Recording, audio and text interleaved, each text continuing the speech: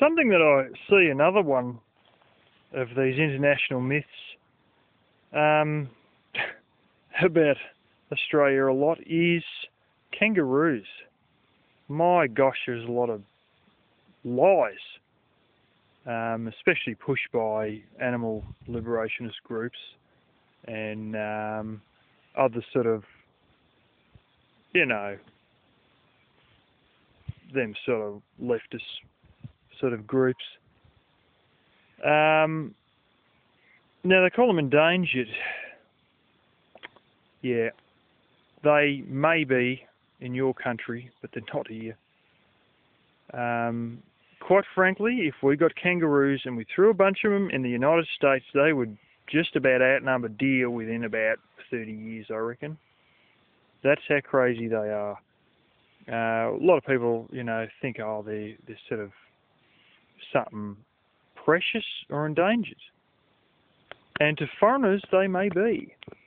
They've banned the importation of kangaroo skin into America because it's, wiping out some magical native thing that's, like these blooming snake skin trades and bear skin trades and things like that.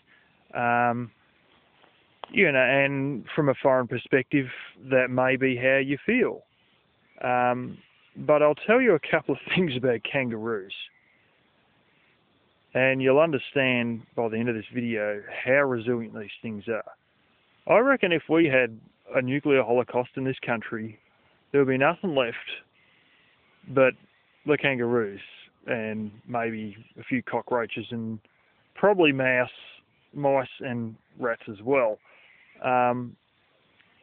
These things are shockingly tough. You can't imagine how tough they are until you've seen what somebody I know has seen.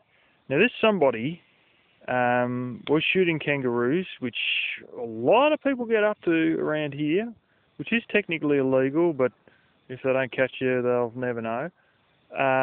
And basically, he was in the back of a light truck, shall we call it, and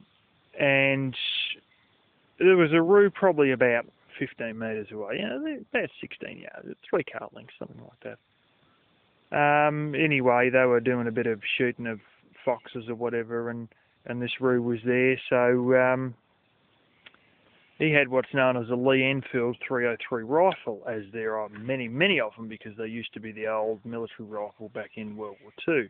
And there's a lot of them floating around this country still. And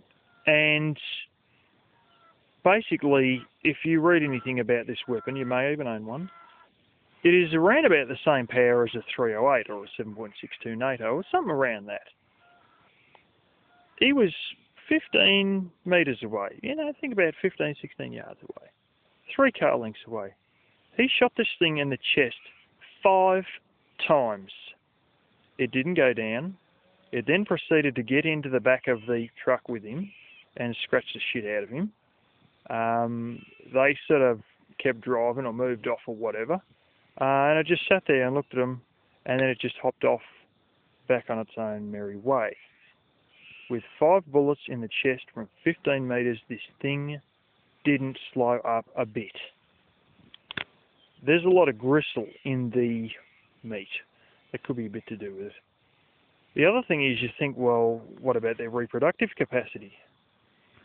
Well, they don't bang out a joey every 5 minutes, but they've got some amazing abilities. They can carry basically 3 at a time. And that doesn't mean 3 in the pouch. What that means is they can have 1 in the pouch. They give birth to them when they're only like 2 inches long or something. So they can have 1 in the uterus, 1 that's only a few inches long on the nipple, and a 3rd one in the pouch, all at the same time. Furthermore, if there's a drought on, they can literally stall the growth of the one in the uterus. I mean, they can literally just hit the pause button on it until the drought's over, or winter comes and all the grass comes back, or something like that. I'm not sure about the one on the nipple, if they can stall the growth of that, but I know they can stall the growth of the one in the uterus. They can literally just hit the pause button, and I think they can hold the growth on it for something like about 2 years straight. these animals are freaks. What happened in the outback was they put in a lot of watering points for sheep. And the only reason that the kangaroos weren't already in these areas was because there's no water.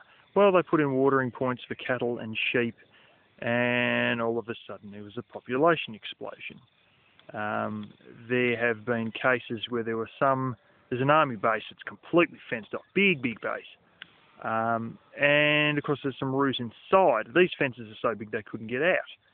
Well, they actually ended up having a drought, and the adult ones started to starve a bit.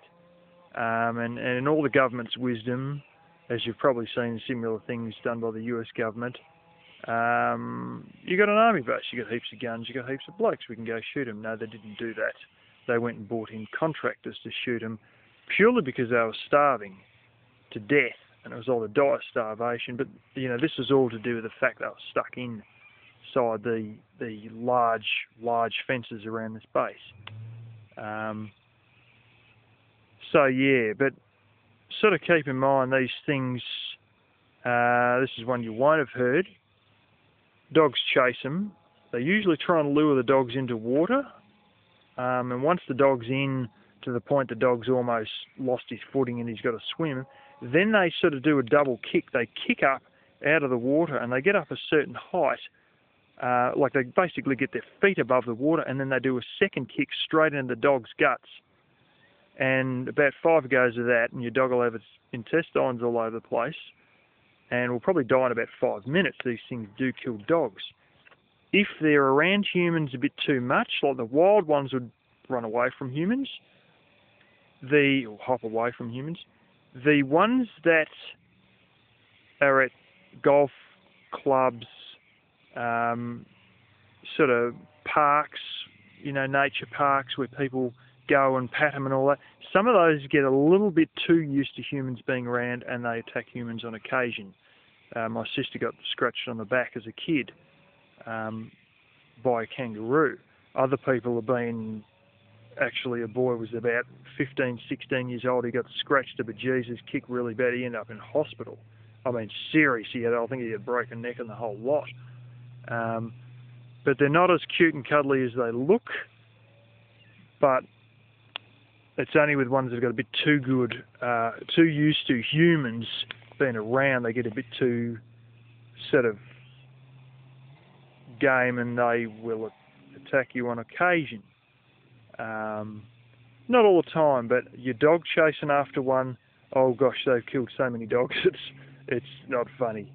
There's another place I go to buy farming supplies such as fencing, and the bloke in there was telling me that another farmer has got issues with his dogs are on a chain and they've got the kennel, and this kangaroo comes up beside his house and deliberately attacks a dog which is already chained up minding its own business, and this kangaroo is proactive in trying to hurt his dogs.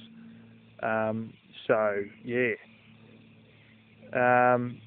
But yeah, keep in mind these things, they've got a handful of half knackered grass and a bit of water, and that's it, they're flaming, they're off. They're almost bulletproof, and they are not something you want to cuddle. But that's probably a few things that you never told about kangaroos.